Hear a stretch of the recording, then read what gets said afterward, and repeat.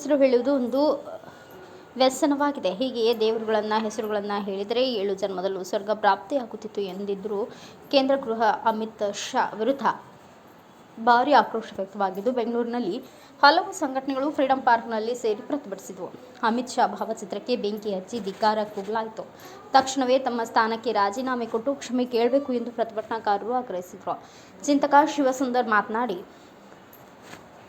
400 seat ಬಂದಿದೆಯಲ್ಲ, ಎಷ್ಟು ಮಾತನಾಡುತ್ತಿದ್ದೀರಿ?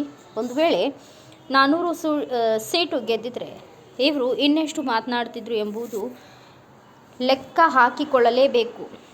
ಲೋಕಸಭಾ ಚುನಾವಣೆಯಲ್ಲಿ ದಲಿತರ ಮತಗಳನ್ನು ಕಳೆದುಕೊಂಡಿದ್ದೇವೆ ಎಂದು ಅರಿವಾದ ಮೇಲೆ ಸಂವಿಧಾನ ಸನ್ಮಾನ ಅಭಿಯಾನ ಆರಂಭಿಸಿದ್ದಾರೆ. ಸಂವಿಧಾನವನ್ನು ಕಾಂಗ್ರೆಸ್ ಪಕ್ಷ ಹಾಳುಗೆಡವಿದ್ದು, ನಾವು ಅದನ್ನು ಉಳಿಸುತ್ತಿದ್ದೇವೆ ಎಂದು ಬಿಜೆಪಿಯವರು ಬಿಂಬಿಸುತ್ತಿದ್ದಾರೆ. ಇದರರ್ಥ ಕಾಂಗ್ರೆಸ್ ಪಕ್ಷವು ಸಂವಿಧಾನವನ್ನು ಉಳಿಸಿತ್ತು ಎಂದಲ್ಲ, ಆದರೆ ಸಂಘ ಪರಿವಾರದಿಂದ ಅಗಾಧವಾದ ಸುಳ್ಳುಗಳನ್ನು ಹೇಳುತ್ತಿದ್ದಾರೆ ಎಂಬುದು ಸತ್ಯ ಎಂದು ತಿಳಿಸಿದರು.